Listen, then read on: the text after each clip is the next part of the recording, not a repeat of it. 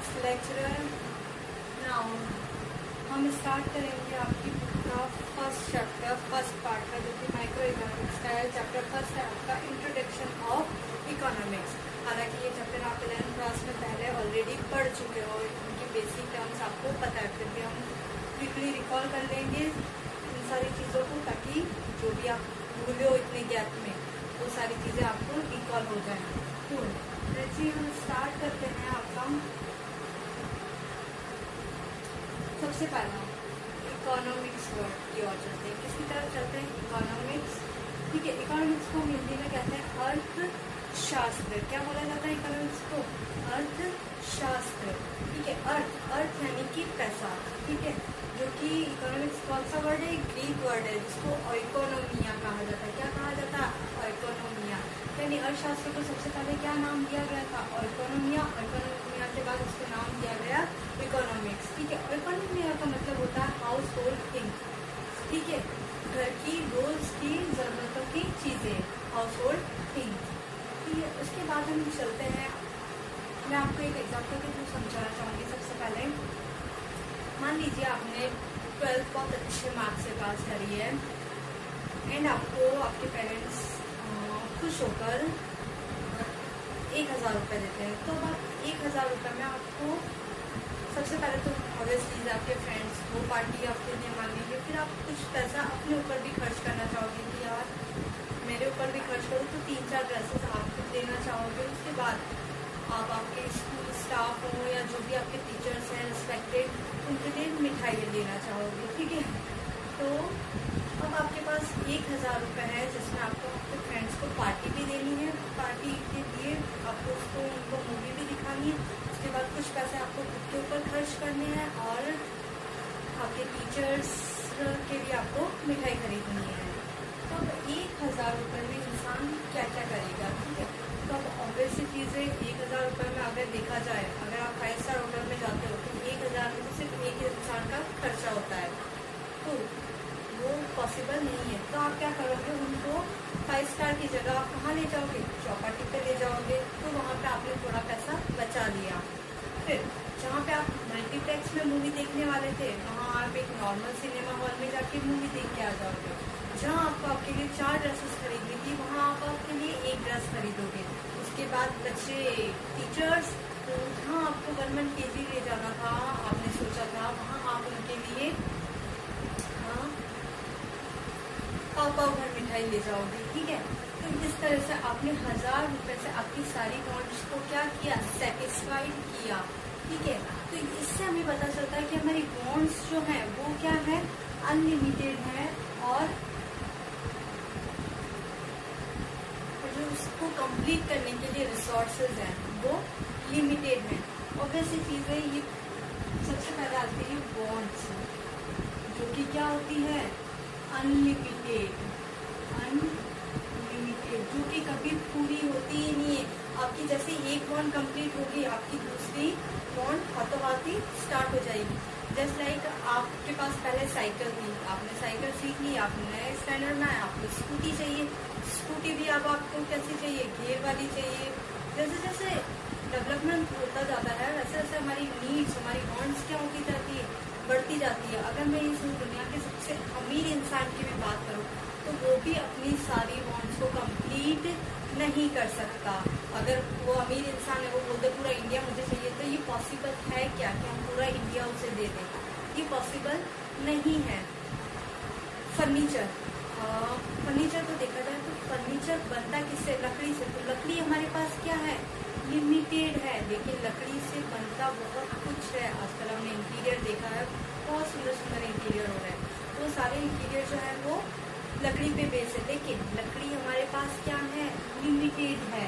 ठीक है, कपड़ों की दुकान में जाते हैं, कपड़ों हमें बहुत सारे कपड़े दिखते हैं, लेकिन वो कपड़े भी क्या है? लिमिटेड है, क्योंकि वो कपड़े जिन सोर्स से बन रहे हैं, जो रिसोर्स उसमें चाहिए, वो जो रॉ मटेरियल उसमें लगता है, वो हमारे पास क्या है? लिमिटेड है। तो जो हमें बॉन्ड, जो हमारे अनलिमिटेड बॉन्ड को लिमिटेड रिसोर्स से क्या करते हैं? सेटिस्फाइड करते हैं। क्या करते हैं? अनलिमिटेड बॉन्ड्स को लिमिटेड रिसोर्स के साथ जो हमारी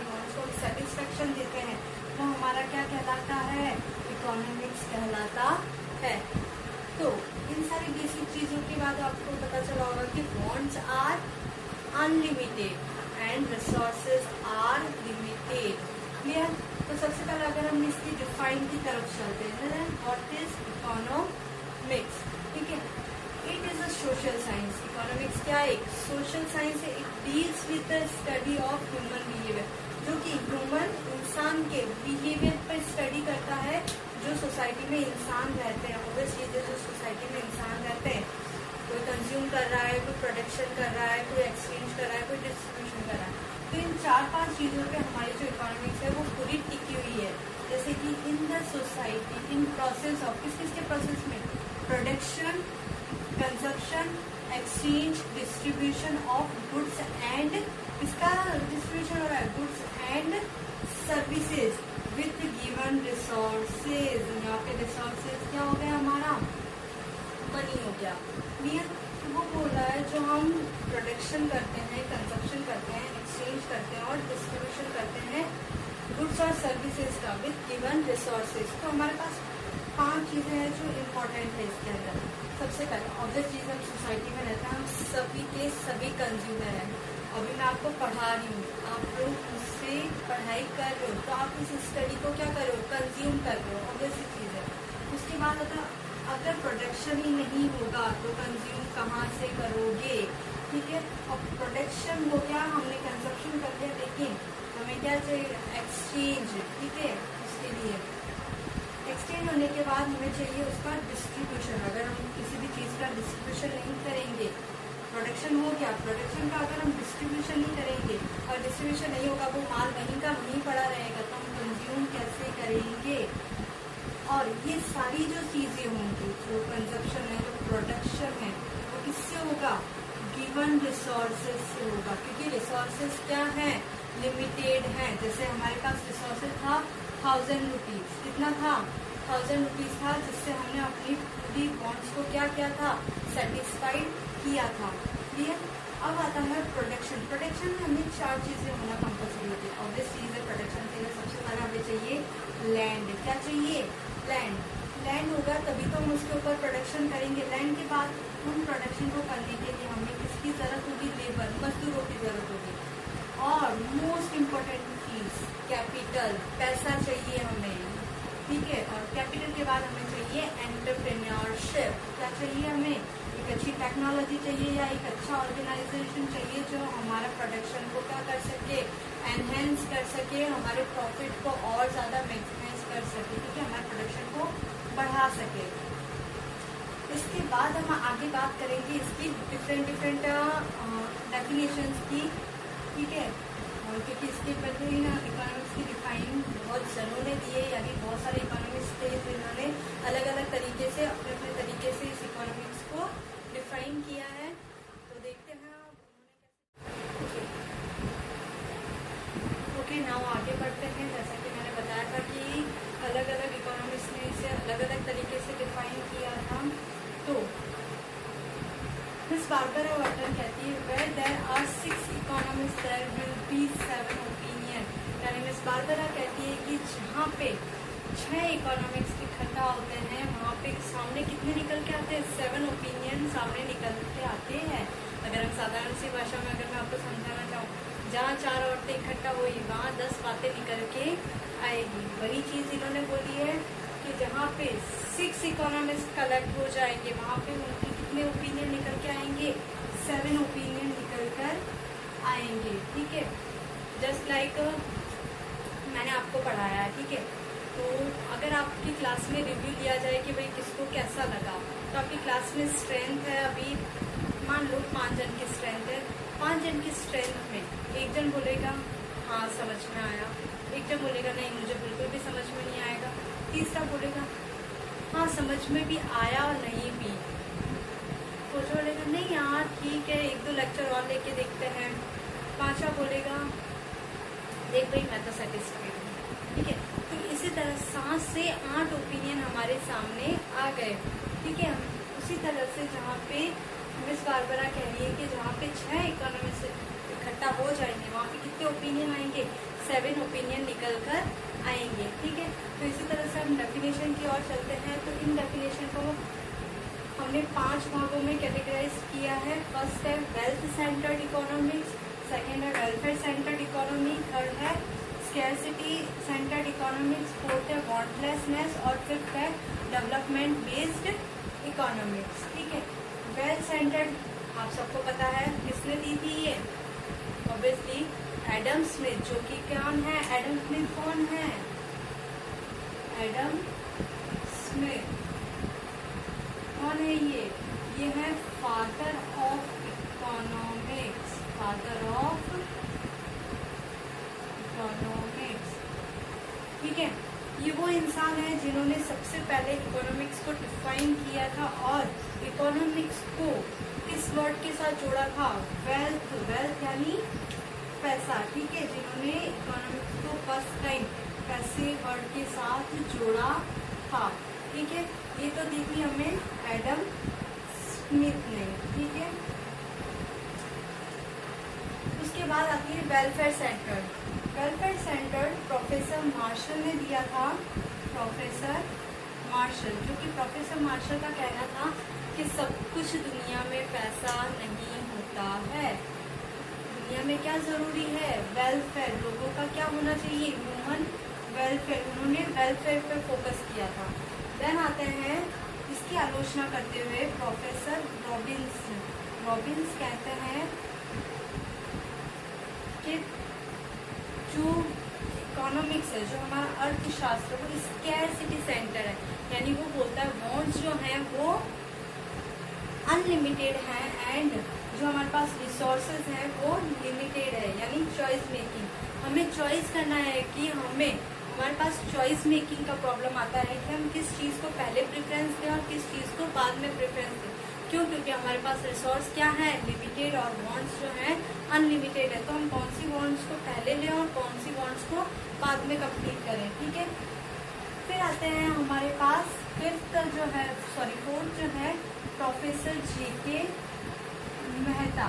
ये कहते हैं जो इकोनॉमिक्स है वो क्या है, साइंस ऑफ वांटलेसनेस, यानी ये बोलते हैं इच्छा मुक्त हो जाओ। क्या बोलते हैं ये, इच्छा मुक्त हो जाओ।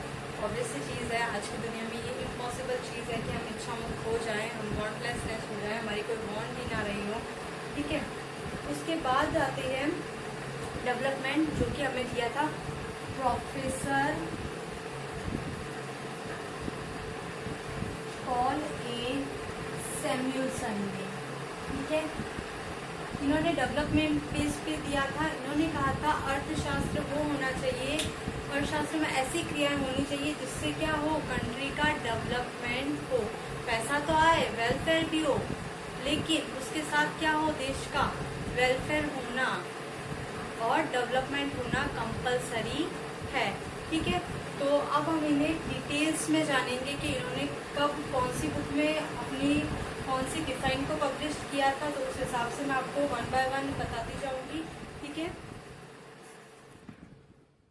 कि टोटल 5 तरह की डेफिनेशन हमारे सामने आई थी, तो उन्हीं 5 तरह की कैटेगरी में मैंने इन्हें लिखा है, तो देख सकते हैं। जो फर्स्ट है आपकी, जो है आपकी वेल्थ सेंटर्ड इकोनॉमिक्स। कौन सी आपकी फर्स्ट, वेल्थ सेंटर्ड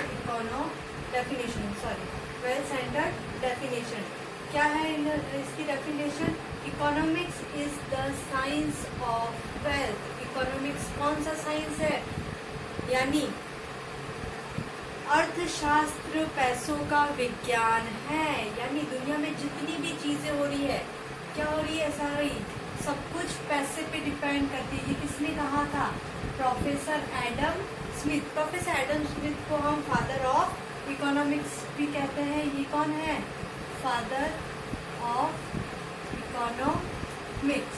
ठीक है, एडम स्मिथ वो पहले इंसान है जिन्होंने इकोनॉमिक्स को वेल्थ शब्द के साथ जोड़ा था, यानी इकोनॉमिक्स को किसके साथ कंपेयर किया था, इन्होंने वेल्थ से कंपेयर किया था। ठीक है, इन्होंने अपनी बुक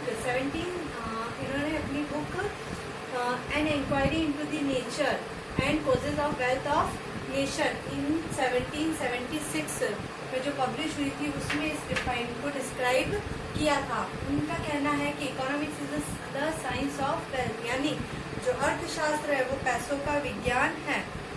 अब इनकी डिफाइन पे गौर करें हम तो ये कहते हैं कि भाई कोई भी काम करो, हमारे पास सिर्फ पैसा आना चाहिए। कोई भी काम करो, और कोई भी काम करने से मतलब अगर इंसान में पैसों का लालच घुस गया, हम सबको ही पता है पैसों का लालच बहुत बुरा होता है।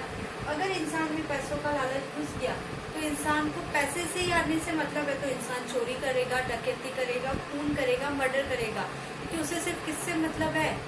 पैसों से मतलब है। अगर तो इसकी आलोचना प्रोफेसर मार्शल ने करी। किसने करी? प्रोफेसर मार्शल ने। प्रोफेसर मार्शल कहते हैं नहीं, क्योंकि अगर दुनिया में सब कुछ पैसा ही है तो लोग क्या करेंगे? चोरी करना, डकैती करना, और इससे दुनिया में क्या होगी? हिंसा फैल जाएगी। ठीक है, इससे दुनिया में बहुत ही बुरे हालात हो जाएंगे। तो इसकी आलोचना करते हुए प्रोफेसर मार्शल ने इसको क्रिटिसाइज किया एडम स्मिथ को, और एडम स्मिथ को क्रिटिसाइज करके इन्होंने अपनी वेलफेयर सेंटर डिफाइन पब्लिश करी, जो कि क्या कहता है? ये क्या कहते हैं? Economics is the study of general occupation of human. ये क्या बोलते हैं? इकोनॉमिक्स इज द स्टडी, किसकी स्टडी करता है? General occupation of human, human के जनरल ऑक्यूपेशन की, यानी इंसान को वो वर्क करना चाहिए जिसमें इंसान को क्या हो? इंसान का ह्यूमन वेलफेयर। अगर सरल शब्दों में कहा जाए तो economics is the science of human welfare, यानी इंसान को वो काम करना चाहिए जिससे क्या हो? ह्यूमन वेलफेयर मैक्सिमम हो। ह्यूमन वेलफेयर का क्या होना चाहिए? मैक्सिमम होना चाहिए। ठीक है, ह्यूमन वेलफेयर को हमें बढ़ाना है, ना कि हमें पैसों के ऊपर ध्यान देना है। हमें सबसे ज्यादा फोकस किसके ऊपर करना है? ह्यूमन वेलफेयर पे। अब हम अगर ह्यूमन वेलफेयर की बात करें तो इंसान का वेलफेयर किसमें? इंसान का कल्याण किसमें? वेलफेयर मीन्स कल्याण। कल्याण को देखा जाए तो इंसान काम नहीं करेगा तो उसका कल्याण होगा उसकी नजरों में। वो वेलफेयर कब होगा उसका? वो आराम करने लग जाएगा, वो कोई मेहनत ही नहीं करेगा। तो ये इसको क्रिटिसाइज करते हुए प्रोफेसर रॉबिन्स ने, इसको क्रिटिसाइज करते हुए, किसको? प्रोफेसर मार्शल को क्रिटिसाइज करते हुए प्रोफेसर रॉबिन्स ने अपनी book nature and significance of economic science in 1932 में जो पब्लिश हुई थी, उसमें अपनी नई डिफाइन का पब्लिश किया, जो कि क्या है? Economics is the science. Economics क्या है? इकोनॉमिक्स साइंस है which studies human behavior as a relationship between ends and scare money which have alternative uses, जिसे हम चॉइस मेकिंग भी कहते हैं। अब सुनना, चॉइस मेकिंग मैंने इसको क्यों बोला है? चॉइस मेकिंग इसलिए क्योंकि मैंने आपको फर्स्ट वीडियो में बताया था, पार्ट फर्स्ट में, कि हमारे पास बॉन्ड्स क्या है? अनलिमिटेड, और रिसोर्सेज जो हैं वो क्या हैं? लिमिटेड हैं। तो जो रिसोर्सेज लिमिटेड है, हम लिमिटेड रिसोर्स से अपनी अनलिमिटेड बॉन्ड्स को क्या करते हैं? सेटिस्फाइड करते हैं। तो ये भी यही चीज बोलना चाह रहा है कि हमारे पास, मान लो ह्यूमन बिहेवियर के ऊपर, किसके ऊपर स्टडी करता है ये? Human behaviour as a relationship between ends and scarce means, यानी बॉन्ड्स जो कि है क्या है? अनलिमिटेड। एंड्स मीन्स यहाँ पे होगा बॉन्ड्स जो कि क्या है? अनलिमिटेड, और स्क्वायर मीन्स यानी हमारे पास मीन्स यानी रिसोर्सेज जो है वो क्या है?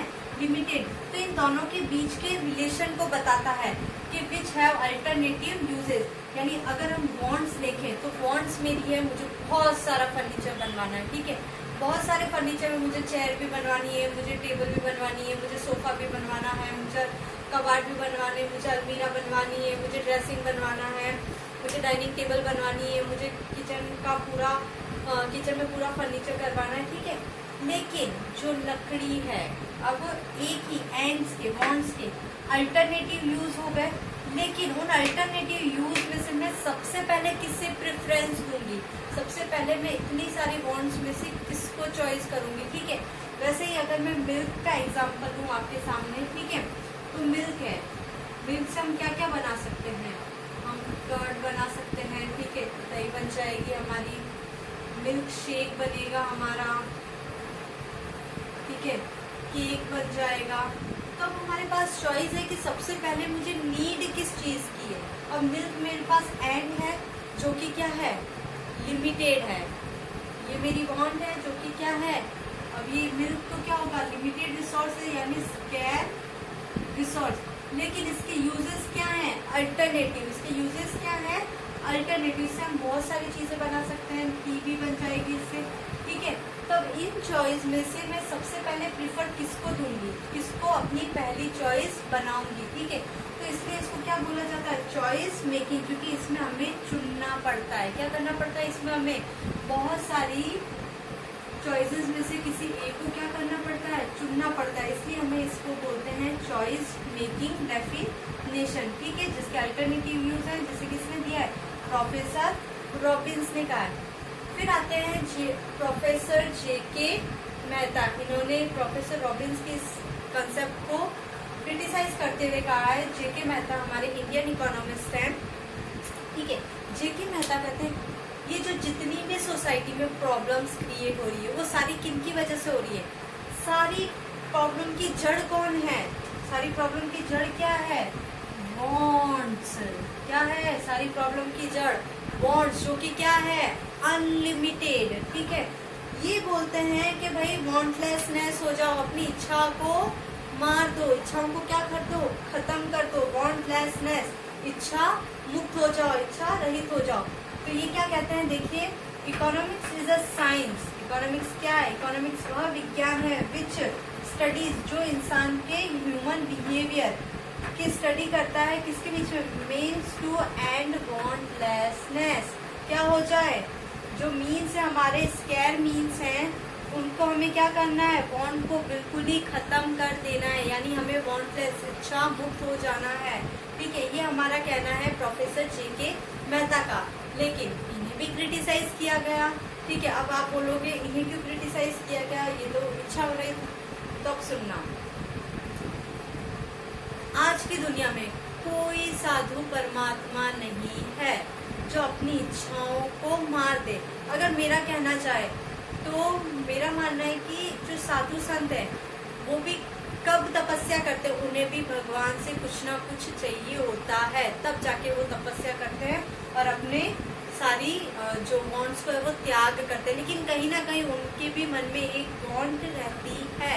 तो ये जो चीज़ है ये बिल्कुल ही गलत है कि हम बॉन्डलेसनेस हो जाएं, क्योंकि हम ह्यूमन नेचर में ही नहीं है कि हम बॉन्डलेसनेस हो जाएं। तो इस चीज़ को क्रिटिसाइज करते हुए प्रोफेसर सैमुअल्सन ने, पॉल ए सैमुअल्सन ने न्यू अप्रोच हमारे सामने रखी, डेवलपमेंट सेंटर्ड डेफिनेशन। इनका मानना है कि ह्यूमन वेलफेयर, वेल्थ के साथ साथ ह्यूमन वेलफेयर होना चाहिए, और प्लस वेल्थ और ह्यूमन वेलफेयर का ऐसा कॉम्बिनेशन बनाना चाहिए जिससे कि कंट्री का क्या हो, डेवलपमेंट हो, ठीक है, जिससे कि कंट्री का क्या हो, डेवलपमेंट हो। इन्होंने न्यू अप्रोच रखी थी, ठीक है। यहाँ पे आपके खत्म होते हैं ये सारी डिफाइन जो 5 तरह की थी। इसके आगे हम न्यू टॉपिक पढ़ेंगे, आपका जो है स्कोप ऑफ माइक्रो इकोनॉमिक्स, ठीक है। तो कंटिन्यू करेंगे हम नेक्स्ट वीडियो में, ओके।